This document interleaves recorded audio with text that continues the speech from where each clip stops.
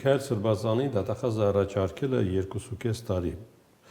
Դատավճիռն էր կարծեմ կհրապարակվի հոկտեմբերի 3-ին։ Արդար դատավճիռ կլինի այդպես։ Գիտեք,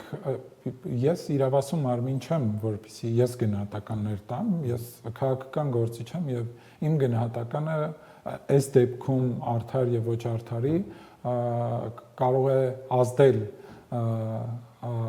այս process-ի վրա եւ ինչ որոշում կհայտարարեն կամ իրավասու մարմինների կողմից կհրապարակվի, ըստ էության դա պետքա գնահատել։ Եվ ըստ այդ գնահատականի նաև խոսել։ Այն ինչ տեղի ունեցել, ես կարծում եմ անընդունելի է, նույնիսկ հայտարարությունների մակարդակում, որոնք ինչ որ պահից նաև վեր էին ածվելու գործողությունների։ Ինչ խնդիր է լուծում Հայաստանի համար 4-րդ հանրապետության հռչակում։ 4-րդ հանրապետության հռչակումը Սա էլ պետք է անկախ դիտարկել քաղաքական զարգացումների։ Գիտեք, բոլոր քաղաքական զարգացումների համատեքստում պետք է դիտարկել եւ որոնք մի մասով շղթայված են արտաքին գործոններով պայմանավորված, մի մասը ներքին գործոններով, ընդհանուր համատեքստում պետք է դիտարկել եւ ես կարծում եմ խաղաղության օրակարգից հետո այլևս մենք, այսինքն խաղաղությունը հաստատելուց հետո այս օրակարգը երբ որ հաստատվի եւ ես կարծում եմ արդեն այն հաստատվել է իսկ ստորագրմամբ մենք վերջակետ ենք դնելու տարածաշրջանում պատերազմի մենք այլևս այլ իրականություն ենք ունենալու եւ Հայաստանը այլևս այլ իրականությունում է սկսելու զարգանալ Ճիշտ եք ասում, լավ կլիներ հենց այդպես էլ լիներ, բայց վերջին օրերին Նորվեջ է հասունանում ձեր նշած համաձայնագրի շուրջ։ Ես կարծում եմ Եվ այսօր Հայաստանի վարչապետը ստիպված եղավ արձագանքել։ Հայաստանի վարչապետը եւ մենք պարբերաբար խոսում ենք այդ մասին եւ մենք երբ նաեւ մեր լրագրող գործընկերներին եւ շատ զգուշորեն ենք պատասխանում շատ հարցերի եւ սուր չենք արձագանքում եւ շատ հաճախ քննադատության ենք արժանանում, որ ինչի ենք մենք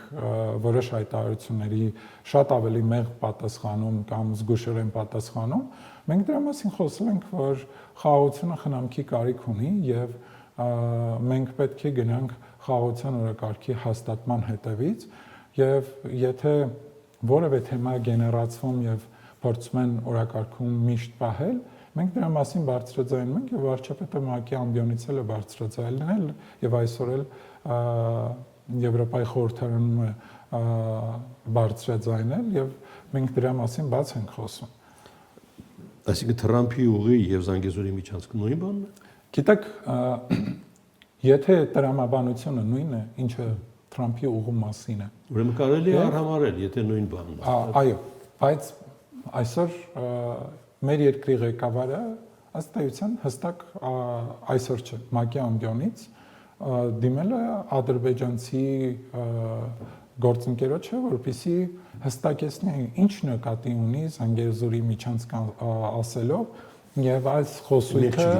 քաղաքական դաշտում պահելով Տեսեք, միջանցք արտահայտությունը առհասարակ Հայաստանի քաղաքական դաշտում արդեն զգայուն է եւ այն բազմաթիվ էմոցիաներ է առաջացնում։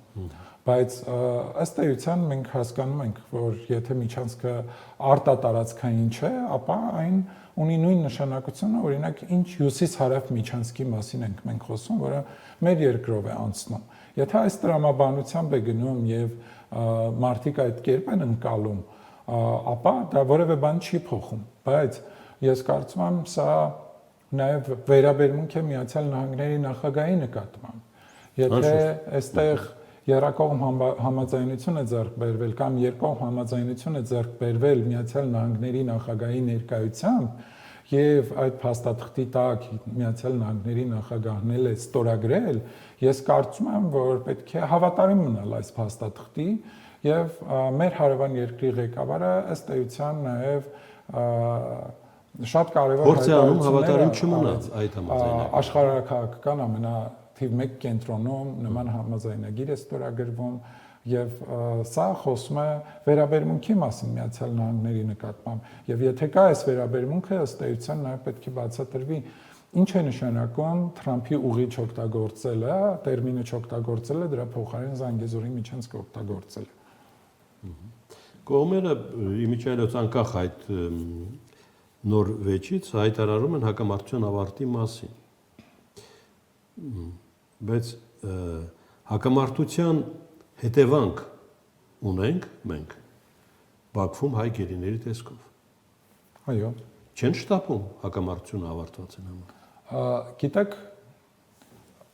հակամարտության համատեքստում, եթե դու նախապայմաններ ես դնում, ես կարծում եմ դա արդեն արգելք է եւ այդ ուղղությամբ գնալը արդեն անհնար է դարձնում։ Եթե դու չես ցանկանում քաղաքական որևէ process զարգացնել, դրա համար դու կարող ես բազմաթիվ նախապայմաններ դնել, բայց երբ գնում ես խաղաղության օրակարգի հետևից այն հաստատելու համար, այլևս կարծում եմ մնացած բոլոր հարցերը շատ ավելի հեշտ է հնարավոր լուծել։ Եվ այս դեպքում նաև հենց գերիների վերադարձի հարցն է շատ ավելի հեշտ լինում լուծել։ Եվ նույնիսկ օգոստոսի 8-ին այս հարցի շուրջ մեր երկրի ղեկավարը նաև Թրամփի հետ է քննարկել եւ Թրամփը սրա մասին նաև խոսել է, հիշում եք, որ նաև մեր քաղաքական դաշտ էլի նաև փորձեցին էլի կեղծ թեզեր նետել, որ նման կարևոր հանդիպման ժամանակ քննարկում չի եղել եւ փաստորեն ականատես եղանք այն տեսած այնագրությանը, որտեղ Թրամփը խոսում։ Դա այդպես է, խոսվել է այդ մասին, բայց հետագա զարգացում չենք տեսնում։ Գիտեք, ասենք այնպեսին, ինչպեսին Թրամփի եւ Լուկաշենկոյի հեռախոսազանգում։ Եթե մենք դիտարկում ենք, որ հարցերը տարբեր են շատ։ Եթե մենք դիտարկում ենք, օրինակ, պետք է հարցը լուծվի 3 ամսում եւ դա չի լուծվում, եւ մենք որոշում ենք, որ եթե 3 ամսում հարցը չենք լուծում, ապա դա այլ ձևաչափ է ստանում, ապա ես դրա տրամաբանությունը չեմ տեսնում, որովհետեւ սա process է, որտեղ մենք պետք է շարունակաբար գնանք բանակցությունների եւ կարողանանք մեր գերիների վերադարձի հարցը լուծել։ Անհնարին էին համարում առհասարակ գերիների վերադարձը, այն դեպքում, երբ երկկողմ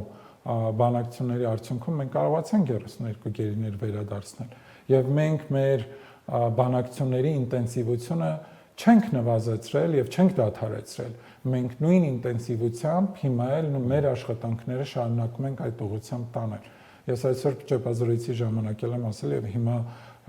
պնդում եմ, որ գուցե այն աշխատանքը, որ արվում է, դրա շատ փոքր մասն է երևում այսբերգի երևացող հատվածն է, ապա չերևացող հատվածը այսբերգի տակի 10 անգամ ավել կամ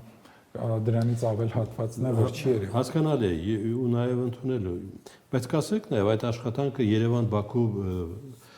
գծով է արվում, թե ավելի մեծ շրջանակով։ Ես կարծում եմ, մենք չենք որդեգրել մի քաղաքականություն, որ հստակ պետք է լինի միայն երկկողմ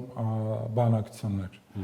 Հնարավորության դեպքում միջազգային գործընկերների հետ շփման դեպքում մենք օգտագործում ենք այդ հարթակները եւ բազմաթիվ երկրների ղեկավարների աջակցություն ենք նաև հայցում այս հարցում աջակցելու, որպեսզի այս խնդիրը եւս լուծվի, բայց նաև երկկողմ բանակցությունները չեն դադարում։ Շատ լավ։ Եվ մեր հանդիպումը ավարտելուց առաջ Մերձավանի սպանությունները կարելի էր կանխել։ Ես կարծում եմ Մերձավանի սպանությունների մասով առնվազն իրավապահ մարմինները պետք է գնահատական տան եւ այդ գնահատականները կարծում եմ դեռ ձևավորման փուլում են եւ դրանից հետո նոր կարող է հստակ անգամ իրականում ինչ է եղել։ Ինչպես իրականում ինչ է եղել։ Ես կարծում ինչ հողի վրա է։ Ես կարծում եմ, որ պետք է ամեն դեպքում մեր իրավապահ համակարգը առավելագույն ջանասիրությամբ աշխատի, որպեսզի երկրում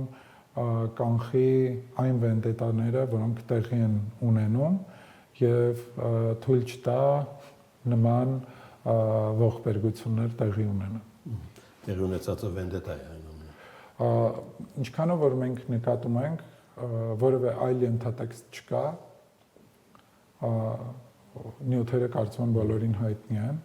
Համակարգից պաշտոնանկություններն էլ երևի բխում են այդ տրամաբանությամբ։ Ենթադրում եմ, այո։